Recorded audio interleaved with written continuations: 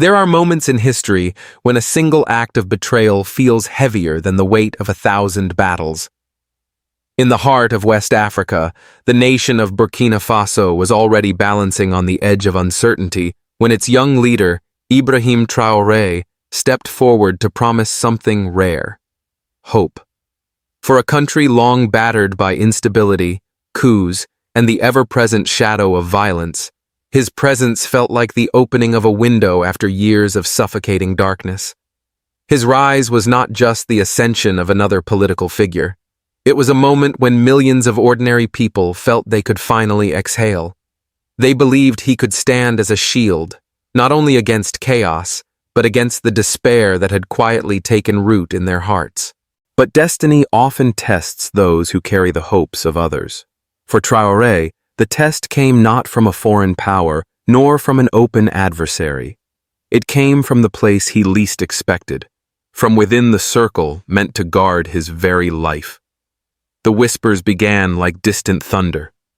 One of his most trusted bodyguards, a man who walked just a step behind him every day, had turned. To the outside world, it was another headline in a continent where power often shifts in unpredictable ways. But to the people of Burkina Faso, it felt like a knife twisting in their collective chest. Trust, once broken, cuts deeper than any bullet. And when betrayal rises from someone who once swore loyalty, it forces a nation to confront its most painful question. If even the closest guardian can betray, who is left to trust? In the streets of Ouagadougou, the capital city, people gathered in clusters. Some leaned close in hushed voices, repeating the news as though saying it aloud might make it less real. Others shook their heads, their eyes clouded with disbelief. The sound of motorbikes buzzing through the night mixed with the anxious murmurs of men and women trying to make sense of a reality that suddenly felt unstable once more.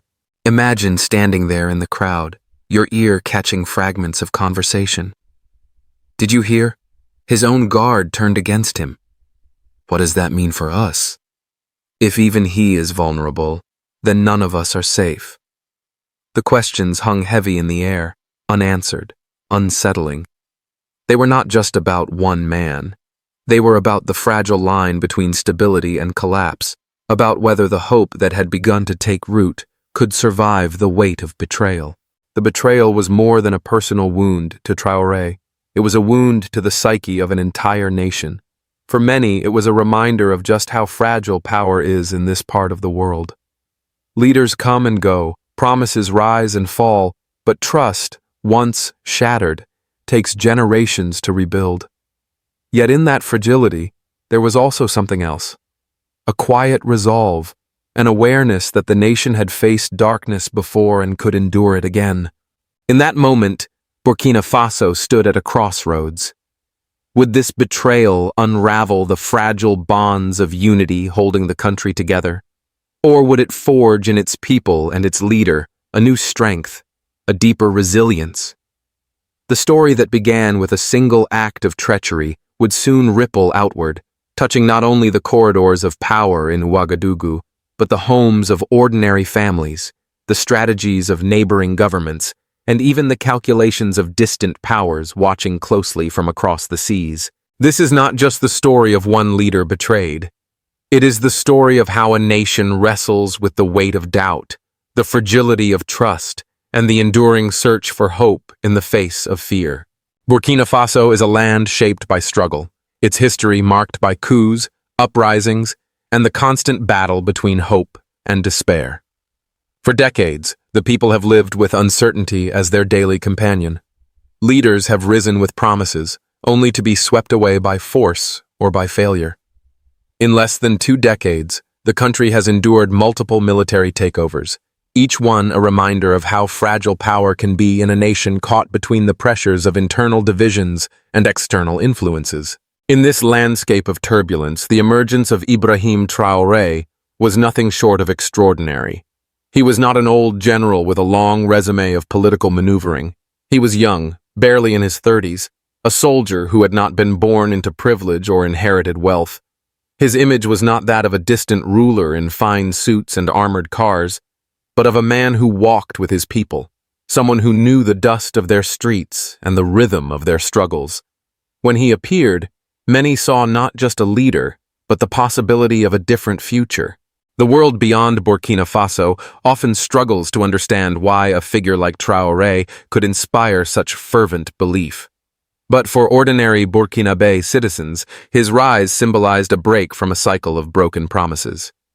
They were weary of elites who ruled for themselves, weary of foreign interference that seemed to care more about resources than lives. In Traoré, they saw someone young enough to still carry conviction, unshaped by the cynicism that power often breeds. His speeches were direct, his words plain but forceful, and his youth gave them energy, a sense that this time, perhaps, things could be different. Yet history is heavy in Burkina Faso. No leader, no matter how genuine, can escape its shadow. Power in this land is never secure.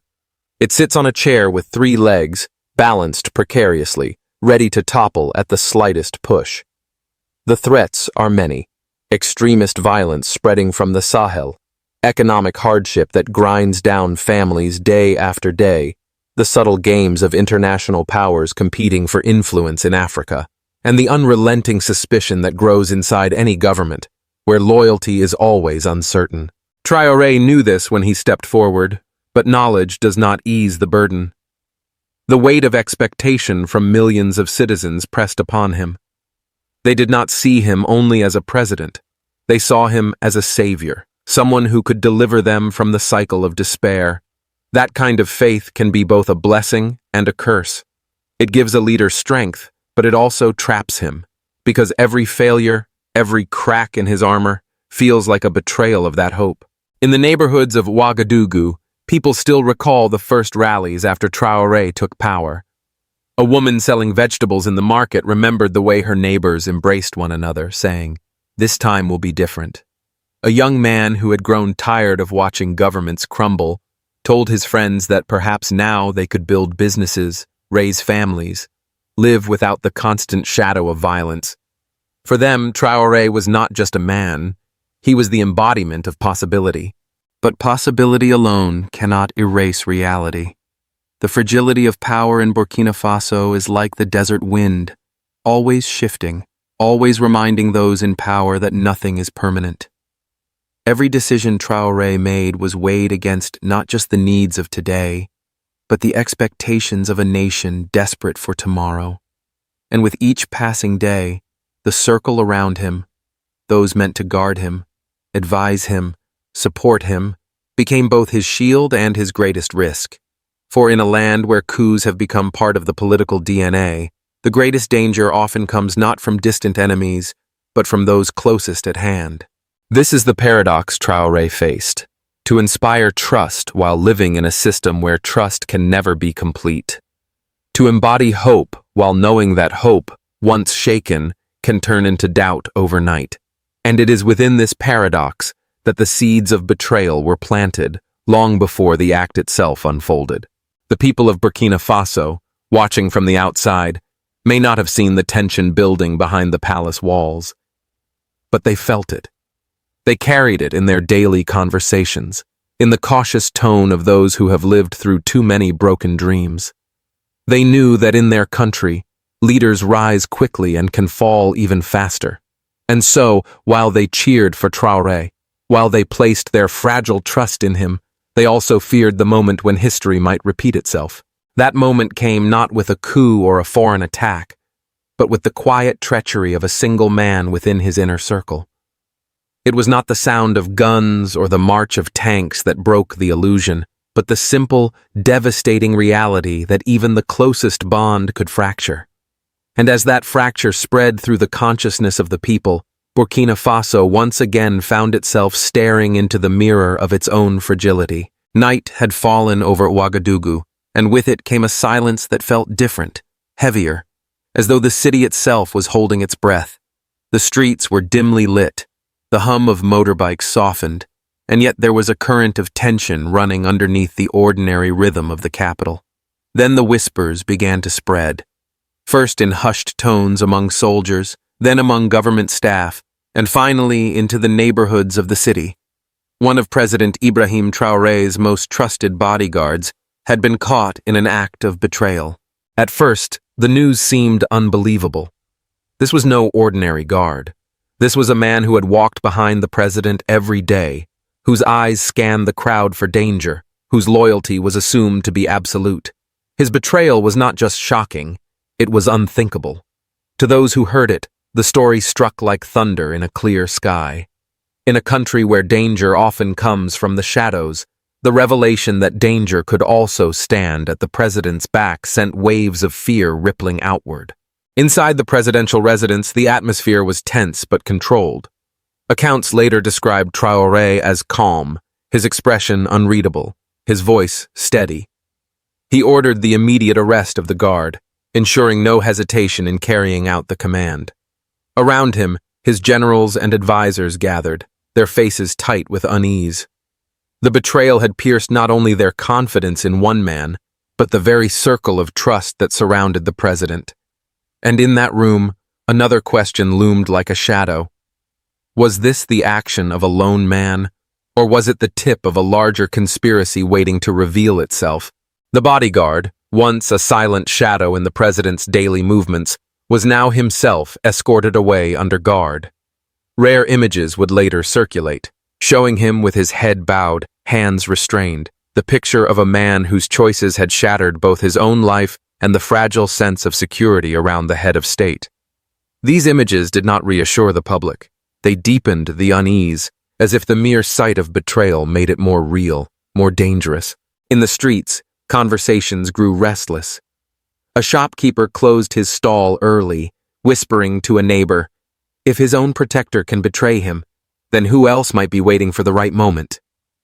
A mother walking with her children clutched them closer, uneasy at the thought that instability could be waiting just beyond tomorrow. For ordinary people, the betrayal was not an abstract political event. It was personal. It reminded them how fragile their hope truly was.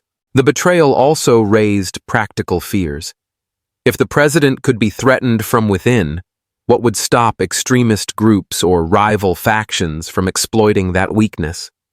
Would this moment spark another attempt at a coup, or perhaps embolden those outside the country who had been waiting for signs of weakness? These questions, unspoken but deeply felt, spread through Ouagadougou like smoke after a fire. Meanwhile, in Traoré's silence, people searched for meaning. His composure was admirable, but it was also unsettling. Some saw it as strength, a leader unshaken in the face of treachery. Others wondered if the calm was a mask, hiding a storm of doubt behind closed doors. For a man who carried the hopes of millions, this moment was more than personal. It was political, symbolic, and existential all at once.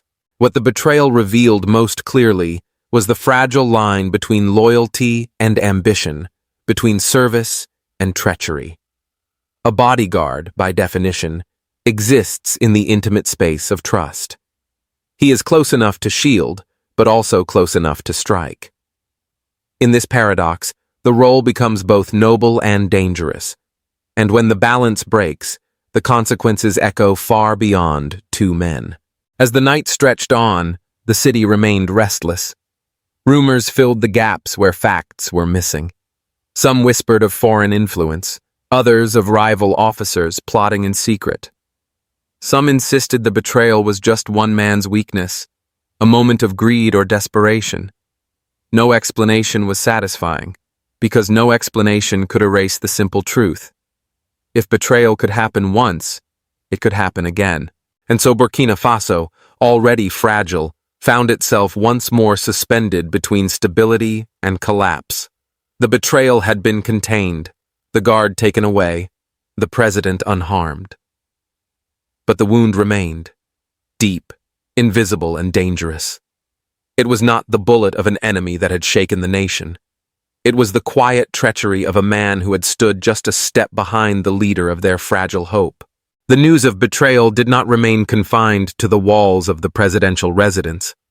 It slipped into the streets, seeped into the markets, and spread through the neighborhoods of Ouagadougou until it became the single story on everyone's lips. In a society already accustomed to political upheaval, this event was different. Coups and power struggles were part of the country's history, but betrayal from within the president's inner circle struck deeper, because it questioned not only the stability of government, but the very possibility of trust itself. In small cafes, men leaned across wooden tables, their voices lowered but urgent. "If the man guarding him can betray him, what hope do the rest of us have?" one asked. Outside in the market, women selling vegetables exchanged worried glances. They had lived through shortages, through violence, through the constant uncertainty of war and instability, but this felt different. This felt closer, more personal.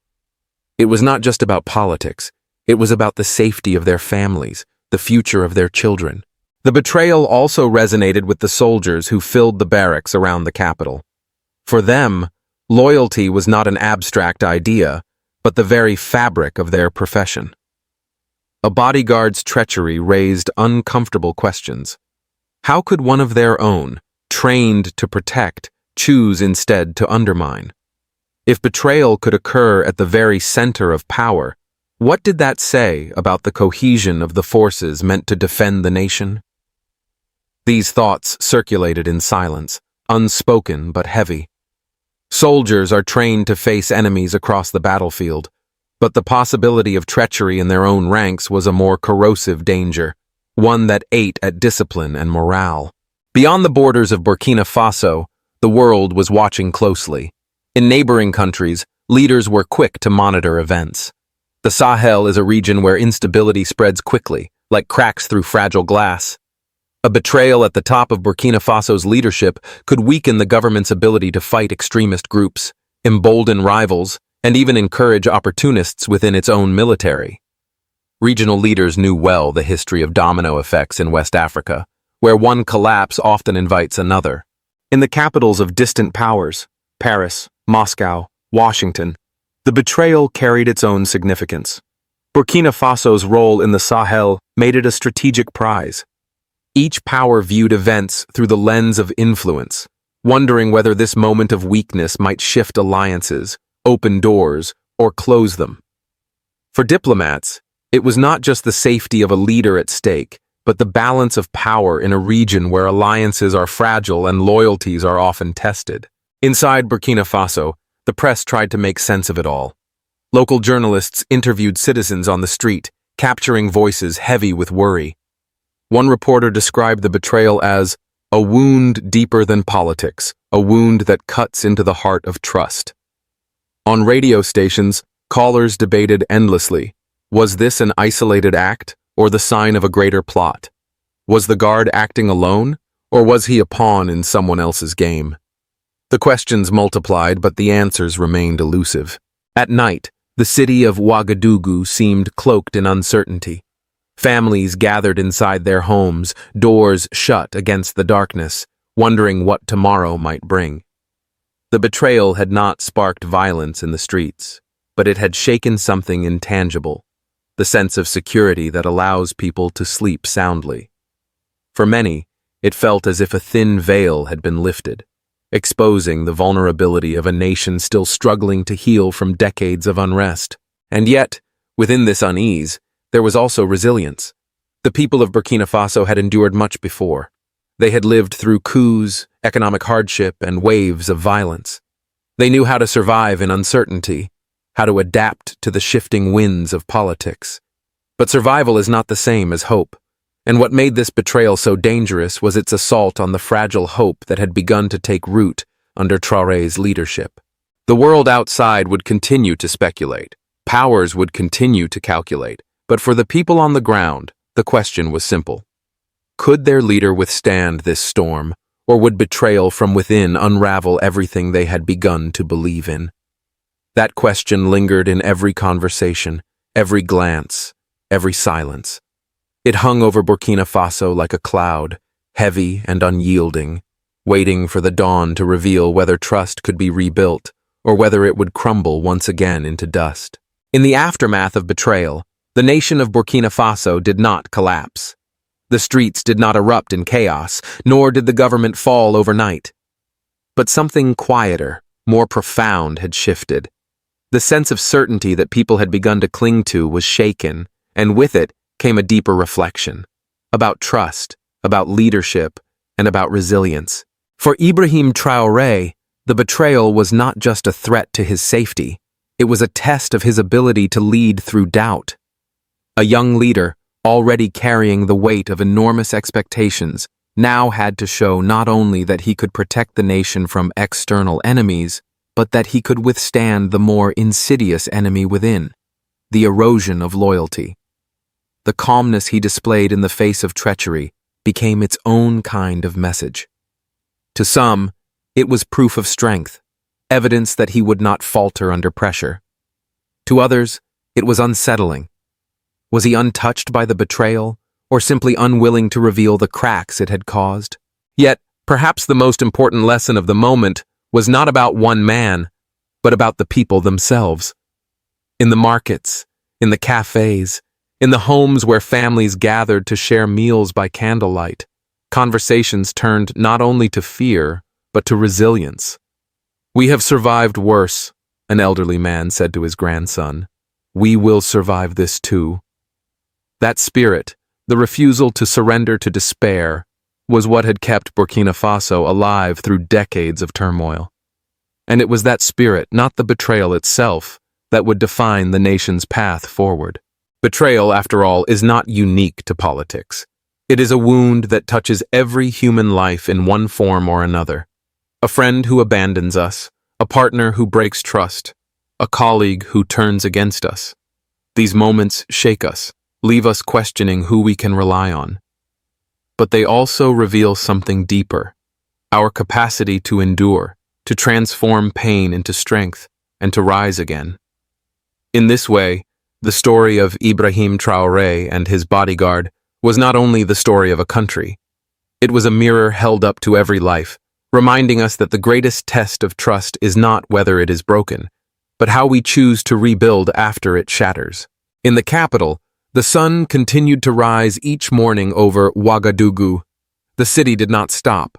Children still walked to school, women still sold vegetables in the markets, men still gathered at cafes to debate the future. The rhythm of life did not vanish, because life itself is stubborn, and even in uncertainty, it insists on moving forward. And as the people moved forward, so too did their leader. For Traoré, the betrayal became both a scar and a symbol. A scar, because it would never fully disappear. A symbol, because it showed that leadership is not about being untouchable. It is about facing vulnerability and standing firm anyway. In that sense, his challenge was the same as the challenge of his people, to carry wounds without letting them define the future. As the world continued to watch, the question remained open. Would this young leader manage to turn the shock of betrayal into a catalyst for greater strength? Or would the weight of mistrust slowly erode the fragile unity he had built? No one could answer with certainty, but the story itself offered a reminder.